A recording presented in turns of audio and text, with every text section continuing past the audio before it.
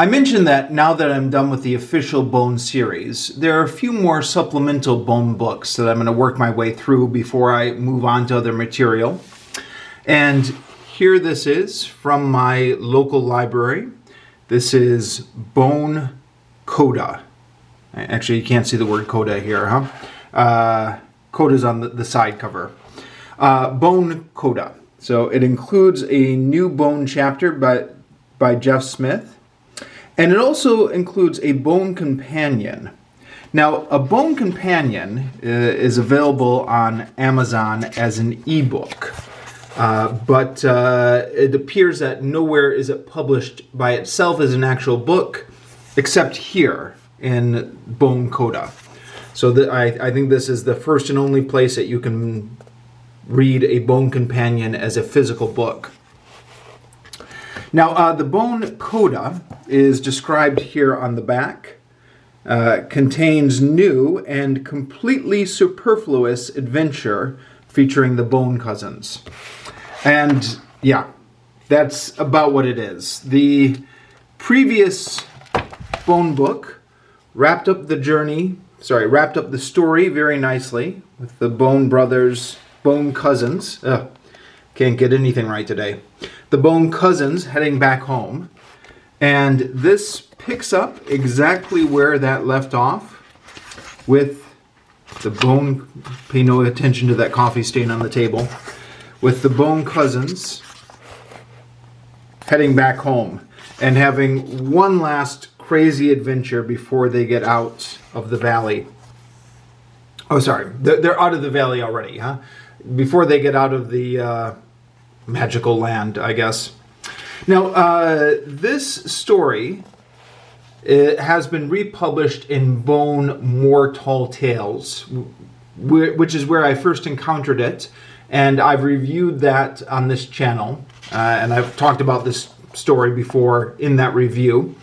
So I'm not going to spend a lot of time on it here. I think, at least in this edition here, it looks slightly larger than the version I read in More Tall Tales, although I think that the size of these books varies from edition to edition. And this is also in black and white. The version in Bone More Tall Tales is in color. So initially I was thinking, geez, couldn't they have sprung for color on this edition? But as you get more into this book, it turns out that the black and white versions are very important to Jeff Smith. So let's get a little bit more into this book. We'll skip through this here. And then we have A Movable Pizza Party by Jeff Smith, in which he gives his own reflections on his journey writing the Bone story. So there's some good and bad on here. It's a little bit dry, and it relies heavily on name dropping all his friends in the comic book industry, including multiple mentions of. Sorry, I'm looking for a suitable picture here. Yeah, multiple mentions of Neil Gaiman, and that hasn't aged well, huh? But there is some interesting stuff in here. The most interesting thing I took away from this is that how important the black and white version of Bone is to Jeff Smith. So he originally drew it in black and white, and it was originally published in black and white. And it was only until, I think, Scholastics got a hold of it that they really wanted to do a color edition. Now, I think a lot of you first encountered Bone in color. And so to a lot of us, the comic book just feels right in color and feels like it's missing something in black and white. But Jeff Smith said he had done a lot of work to get the black and white shadings just right, and he didn't want to give that up. So one of the things that he was happy about is that he was able to negotiate for the black and white to stay in print, as well as the color volumes. So he says here, now in a dream scenario come true, Bone is available in both the original black and white as well as the widely popular color volumes.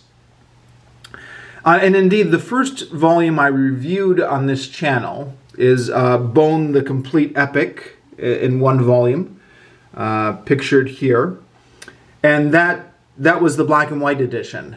And at the time, I kind of thought, it would be nice to have this in color, but, I guess you have to pay more for the color.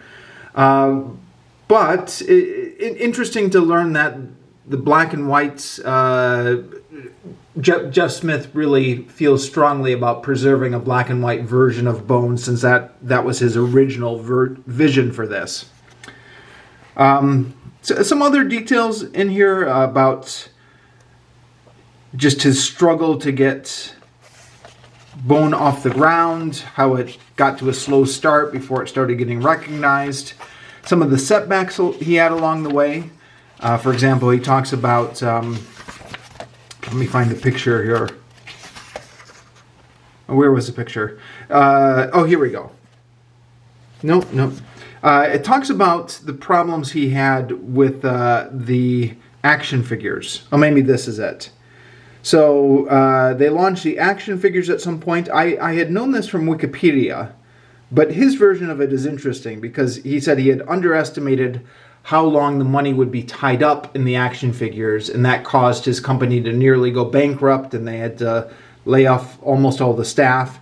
They had like a staff of 4 people, but just interesting little details like that. And then we get to, once this is done,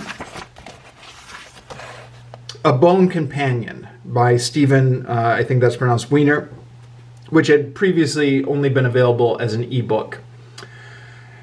Now, I feel a little guilty criticizing The Bone Companion for a couple of reasons.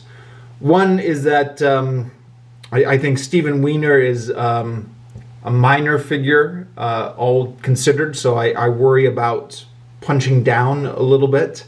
This was, after all, originally just an ebook until the Bone publishers decided to publish it as part of Bone Coda. On the other hand, it is a published book now. It is available in libraries. It is part of the Bone legacy. I did get this book out from the library and read it. And I feel that Stephen Weiner is exaggerating and overpraising the importance of his subject material in a way that I find a little bit irritating and lazy. But on the other hand, that was the assignment, right? When you write something like this, which is endorsed by the publisher, or for all I know, commissioned by the publisher, I don't know, you're not supposed to give a sober, honest reflection, right? You're supposed to overpraise it, which is why the publisher's introductions always overpraise their subject material. But that qualification aside, let's get into a few spots where I think he is overpraising his subject material. So it starts off with an introduction by Christopher Couch, who... skip by that. Not a lot interesting in there. And he talks about the Bone comic here, and says, as a cartoonist, Smith is able to visualize and depict multiple situations, environments, and emotional responses. He can be purely comical, as he is when Phone Bone finds himself buried in an instant snowstorm. Dramatic, as in Thorne's dream. Active, as when Thorne and Phone Bone fight off rat creatures. Or angry, as when Lucius confronts Smiley. So, is it just me, or is that sentence a little awkward? I mean, I read it and I think, oh, Jeff Smith's not angry. The character's angry. So, I mean, to be fair, it does say he is able to visualize and depict multiple situations, but then he can be purely comical. So this is Jeff Smith being comical, right? But then, or angry. But then it's the characters being angry. Anyways, Moving on, Smith can also switch gears with the space of one panel.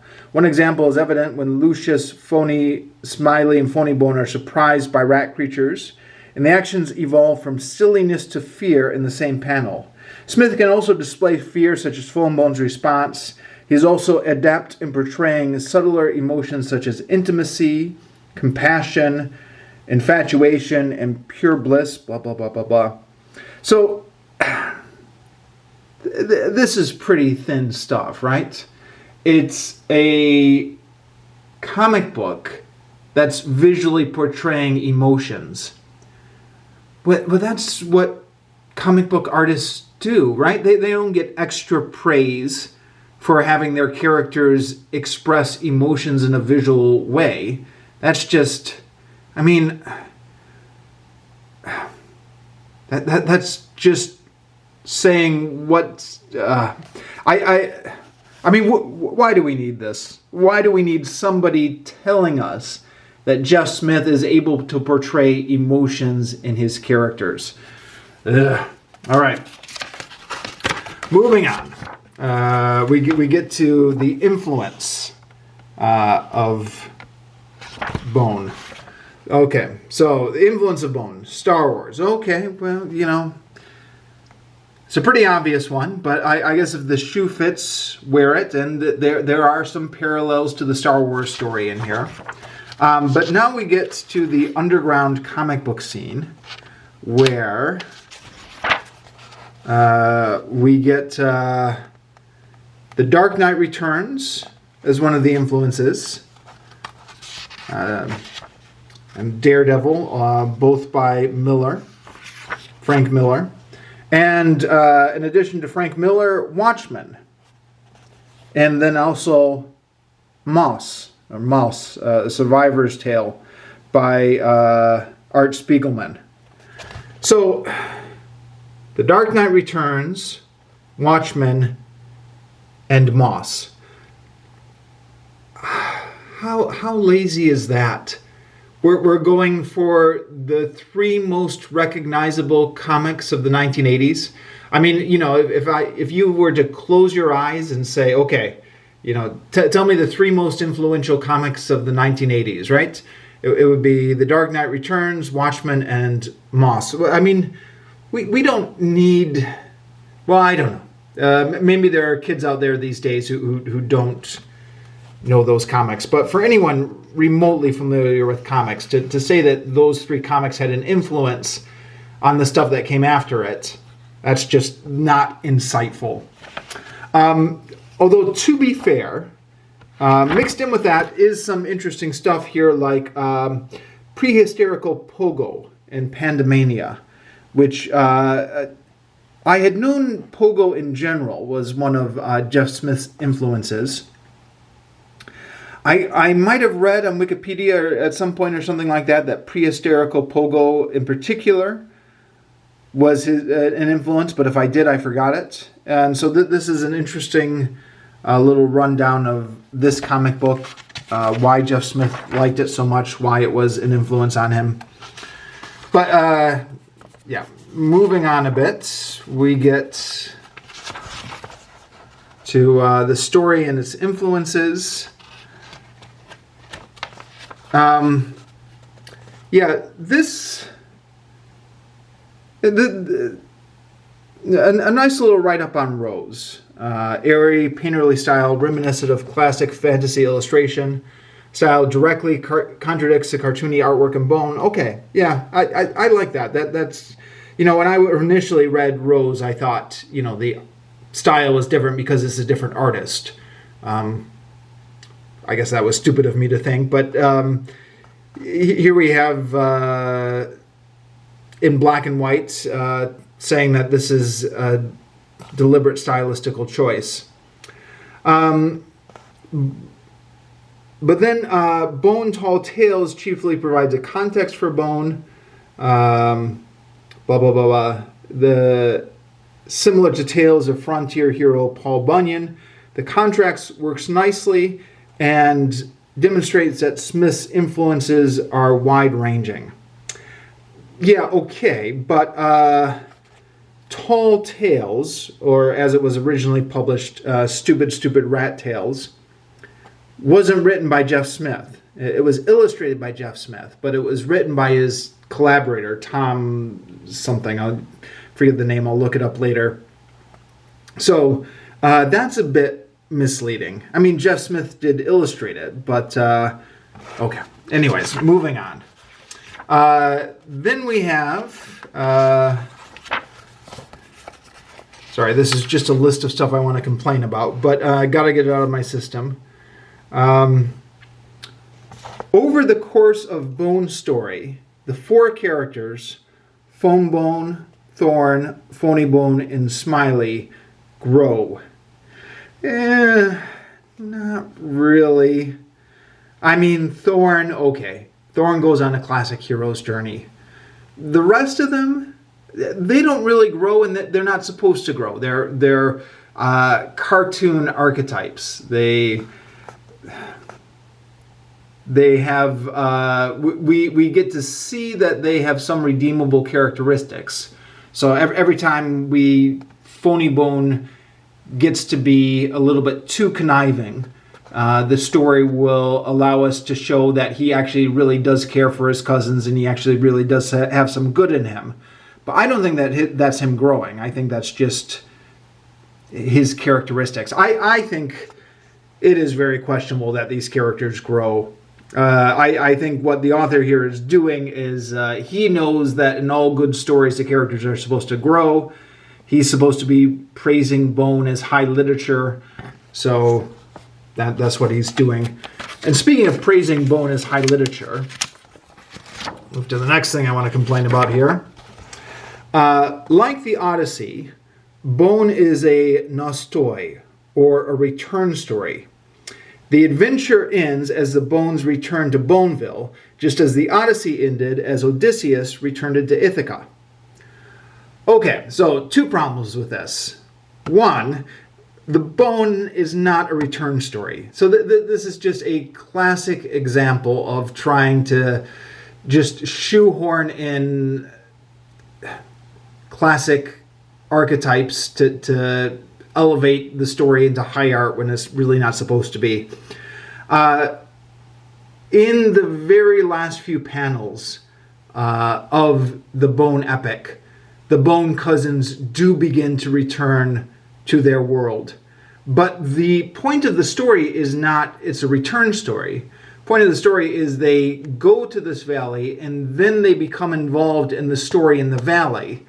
And then afterwards, then they return. Now, granted, there are points in the story where Phony Bone is scheming to return earlier. But Phone Bone is not interested in returning before they sort things out in the valley. And, yeah. Secondly, as I said in my review of the Odyssey, which I reread a couple years ago and reviewed on this channel, the Odyssey does not end when Odysseus returns to Ithaca. In fact, one of the interesting things about rereading the Odyssey is how the bulk of the story actually takes place after Odysseus returns to Ithaca. In the Odyssey, in Homer's Odyssey, Odysseus's journey is given in 3 chapters as a little backstory. And then the whole rest of the book is him just slowly plotting his revenge on the suitors in Ithaca. So it's, when Odysseus returns to Ithaca in the Odyssey, we still have the majority of the Odyssey left to go. So that's wrong. Okay, I know, I'm being pedantic, but got to get it out. All right, and then, Smith's ability to seamlessly join diverse aspects of our storytelling heritage.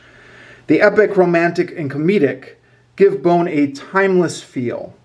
Okay, yeah. Bone's wide dissemination may place it among the ranks of other American classics, such as The Catcher in the Rye and A Separate Piece. Oh, come on. It's a comic book. It's fun. It does a good job of mixing slapstick, cartoonish elements with more epic, Tolkien-esque fantasy trappings. But I would not put it above just a fun comic. I would not say it's like the next Catcher in the Rye or a separate piece. But, well, I don't know. What are your thoughts on this?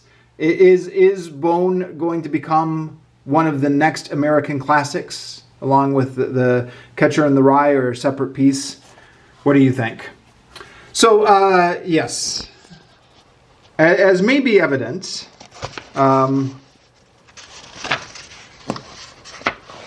I think this is just a lot of fluff. There's a couple interesting things in here, but yeah, you can skip this. There's very little value in there. And then we finish up with an interview with Jeff Smith, conducted by Stephen Weiner. This is some interesting stuff in here. Talks about how his parents liked Captain Marvel. Talks about his influences. He talks about, what comics were like back when he was young. This was before Calvin and Hobbes appeared in the paper. So I had given up on comics if the best they could do was Garfield. Yeah, interesting to think what a pre-Calvin and Hobbes world was like, huh? It reminds me, I've overdue to revisit Calvin and Hobbes one of these days. Maybe that will be my next project. Talks about how Rose came about. My review of Rose, I said it was a prequel that arguably we didn't need. And here he talks about... see, where is it? I never meant to write it out as a comic. It was meant to be Grandma Ben's backstory. So, yeah, and initially the prequel was not supposed to exist. But his friend Charlie Vess really wanted to draw it. Sorry, Charles Vess. And so that's how that came about. So, yeah, there are some interesting things in this interview. And then we get to the end here. So, I wouldn't recommend anyone spend money on this, but if you can find it in your local library, check it out at your local library. I have my criticisms of it, as is probably evident, but it's a quick read. It's an easy read. I finished it off in a few hours. So in terms of the investment you put into it, it's minimal and a few interesting things in here. Don't spend money on it, but if you can find it in the library, check it out.